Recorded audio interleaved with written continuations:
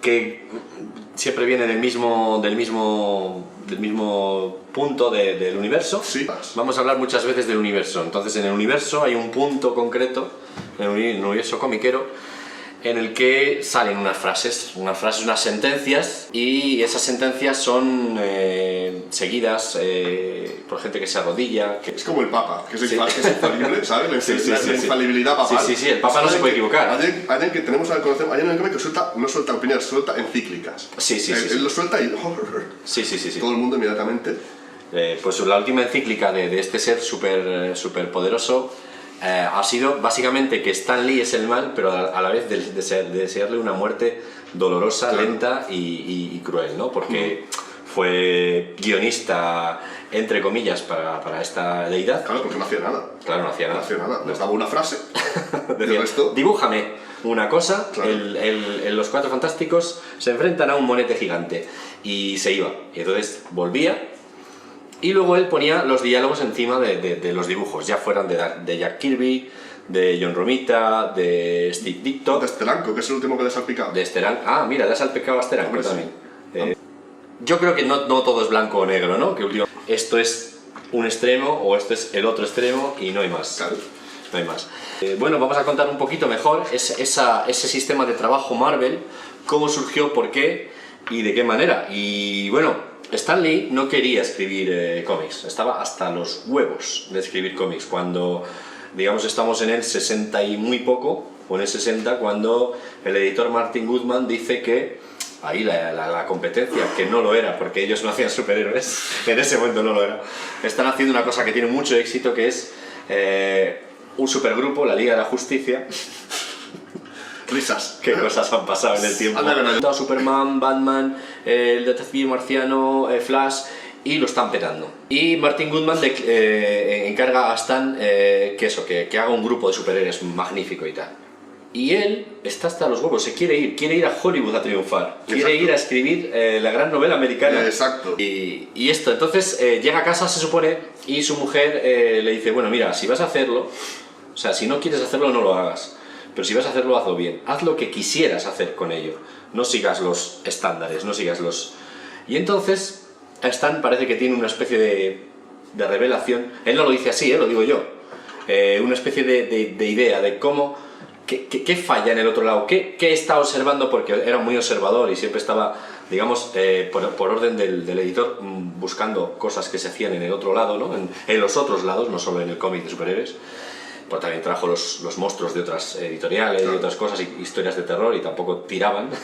Y el Comic Code también te lo arregla todo. Claro. Y sí, hay que hablar un día, hay que entrevistar al Dr. Huerta un día. Sí. Bueno, pues el caso es que directamente dice, bueno, ¿qué puedo aportar yo, ya que me veo aquí casi obligado?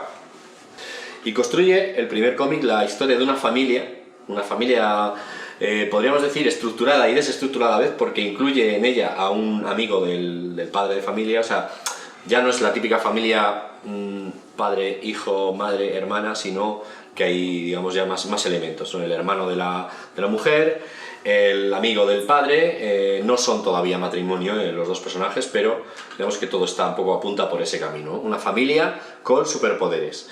Y lo cuenta, pese a que en este caso la familia se hace famosa y no tienen identidad secreta, lo cuenta muy desde el lado humano. Es decir, peleas a la hora del desayuno entre la cosa y el hombre antorcha, porque es un crío, se comporta como un crío y vacila al tío grandote, que es muy seriote y además se ha convertido en piedra naranja y no lo lleva demasiado bien. Entonces ese cambio de estilo de repente lo supone todo. El cómic vende una barbaridad. Es difícil calcular en Estados Unidos en aquella época cómo vendían los cómics, porque se anunciaba una fecha de salida, pero salía antes a distribución, tal, bueno. Lo peta el cómic y empieza a construir más personajes, porque el encargo real de Martin Goodman era un grupo de superhéroes. Dice, no, estos son una familia, esto no es lo que te pedí. Bueno, vamos a seguir. Y entonces empieza Iron Man, Thor, Hulk, después llegaría Spider-Man más tarde, pero esos primeros que crean, antes que Spider-Man, acaban por ser los Vengadores. Y además resucita al Capitán América, que era de la editorial, pero de Jack Kirby y Joe Simon.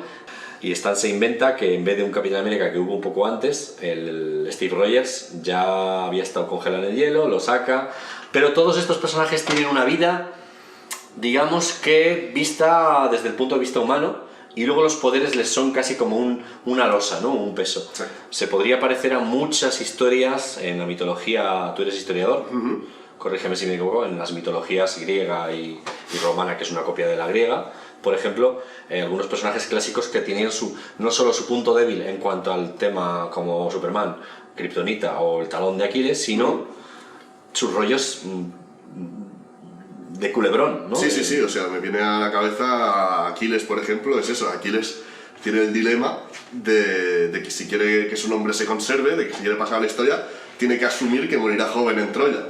Y eres consciente de que, le quedan 4 días, o sea, no es solo el talón de Aquiles, claro, sino es el drama humano de que yo quiero que quede mi nombre, pero eso significa no llegar a viejo. Por ejemplo, tiene ese rollo, bueno, y Hércules y toda esta gente tiene unos finales negrísimos. O sea, siempre problemas familiares, la mujer te traiciona, los hijos taca atrás, pues siempre hay un drama personal. Bueno, o sea, si alguien ha visto un culebrón, son peor que un cómic de superhéroes. O sea, hay más giros y más cosas surrealistas que en el cómic de superhéroes. Y además Stan intenta organizar un poquito los dibujantes que hay en el staff, en el bullpen, y bueno, pues empieza a hacer, se da cuenta que es muy complicado hacer todos los guiones que le gustaría o para todas las series que empiezan a manejarse, y entonces empieza a hacer un sistema que es, bueno, yo te digo el argumento, tú creas o co-creas la historia, que ahí es donde sí que podríamos decir, a lo mejor Stan se llevó la fama donde no, o hasta un límite que no tocaba, puede ser, ahí está el debate, ¿no? Pero el caso es que lo que encuentra es un método de trabajo, una forma de trabajar para convertir aquello en industria, en mercado, vamos, dar tiempo a trabajar. Y ese es justo el problema. Ese es el problema. ¿Creó Stan Lee el universo Marvel o lo crearon todos los dibujantes a los que le soltó el trabajo? Hay un debate a muerte entre gente que considera que las ideas base que daba Stan eran el universo Marvel y el resto solo acaban de afilar la herramienta, y gente que dice que Stan Lee decía una parida y eran todo el resto, eso que decíamos, Kirby, Steranko, toda la pesca, los que creaban realmente. Y Stan Lee estaba por ahí llevándose el mérito, que ese es el segundo filo del problema, que Stan Lee se llevaba el mérito. Claro. Stan Lee presenta y ese era su juguete, y él se quedaba como creador de todo, cuando hay otra gente que dice que en realidad era un tío que no aprovechaba. Claro. Yo soy de una opinión, empiezo a ser algo parecido a un editor jefe. Soy de la opinión de que a veces hay gente con muchísimo talento, pero cuesta dirigirlos, o sea, cuesta conseguir de ellos precisamente que ese talento salga adelante. Hemos tenido recientemente un ejemplo creativo muy que tiene ideas fantásticas, va a crear cómics absolutamente cojonudos, pero tienes que guiarle, tienes casi que ayudarle a construir la historia, porque si no, toda esa pasmosidad que tiene a la hora de crear algo se puede quedar también parada, contenida. Es una fuerza de la naturaleza, y hay que canalizarle. Yo soy de la opinión intermedia, que también la hay. Hay muchísimas entrevistas con gente muy válida de Marvel, que han estado por Marvel en aquellas épocas, que no tienen ningún problema contra Stan Lee. No. Cuentan más bien que él, en vista de cómo funcionaban las cosas, se erigió en mascota, representación, icono de la editorial, y eso causó mella a veces, en Jack Kirby sobre todo, y también a veces en Dicto y demás, cuando empezaron a considerar que ellos hacían un trabajo, el otro se iba y venía, y daba su imagen y daba sus entrevistas en universidades y demás, y no estaba haciendo lo que tenía que hacer. Bien, es verdad que luego llegaba, digamos, hay que recordar la segunda parte del método Marvel, llega, coge los cómics que ya están hechos con su historia base, tal, contados, y construye diálogos, tal, encima, cosa que sí me parece bastante patente, que es suya. Según el texto que he leído último de Steranko, que lo acaban de colgar, era eso, Stan Lee venía cuando estaban las páginas a lápiz, él se lo miraba, ponía los diálogos, aprobaba y luego se pasaba a tinta, y luego la rotulación. Pero él venía cuando estaban hechos los lápices. Claro, o sea, cuando la historia, digamos que se había hecho ¿cómo decirlo?, el lápiz previo de toda la historia, más o menos, generalmente, y también decía muchas veces, también corregía sobre la marcha, ese texto, esto no, o esto sí. Sí, que ese texto, por cierto, tampoco, yo me lo he mirado y a ver, mi inglés tampoco muy floreciente, pero tampoco he tenido la sensación de que fuera una recriminación de Steranko, sino que Steranko estaba simplemente explicando lo que estamos explicando nosotros ahora. El método Marvel, lo Y que se acabó alguien, llamando así. y gente con la visión sesgada se lo toma como si Steranko estuviera metiéndose con el método, y yo no lo he visto eso por ningún lado.